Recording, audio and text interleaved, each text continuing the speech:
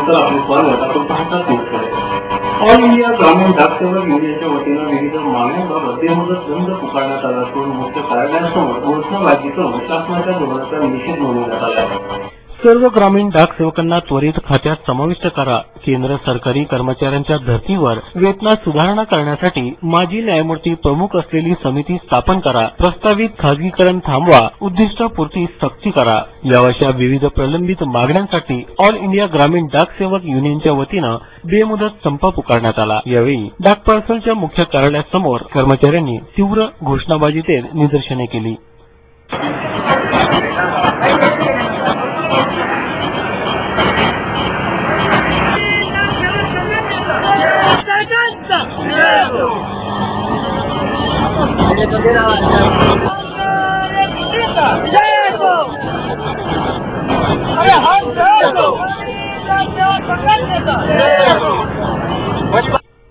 केंद्र सरकारनं माजी न्यायमूर्तीच्या अध्यक्षतेखाली ग्रामीण डाक सेवक कर्मचाऱ्यांसाठी वेतन पुनर्निर्धारण समिती स्थापन करण्याची मागणी मान्य न केल्यामुळे केंद्रीय शाखा न्यू दिल्लीच्या वरिष्ठ नेतृत्वानं संघटनेच्या मान्यवर मार्गदर्शक हितचिंतक सर्व केंद्रीय पदाधिकारी सर्व सर्कल सेक्रेटरी व विभागीय सचिवांशी विस्तृत सल्लामसलत केल्यानंतर संपावर जाण्याचा निर्णय घोषित करण्यात आला असल्याची माहिती यावेळी देण्यात आली.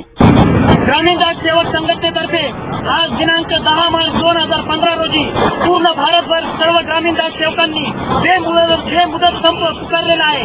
या संपाच्या आमच्या प्रमुख मागण्या आम्हाला सर्व ग्रामीण डाक सेवकांना त्वरित खात्यामध्ये समाविष्ट करून घेणे आणि केंद्रीय सरकारी कर्मचाऱ्यांच्या धर्तीवर वेतनात सुधारणा करून न्यायमूर्ती प्रमुख यांची समिती पुन्हा स्थापन करावी आणि आम्हाला 7व्या वेतन आयोगाच्या शिफारसी या मान्य कराव्या.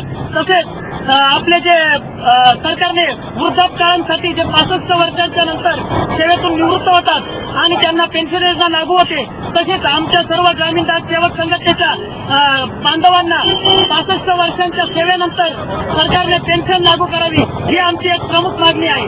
आणि त्याचबरोबर आम्हाला जी उद्दिष्टपूर्ती देण्यात आलेली आहे ती सरकारने रद्द करावी. आमच्या सर्व ग्रामीण डाक सेवकांना खात्यामध्ये समाविष्ट करून घ्यावे. या आमच्या या संपाच्या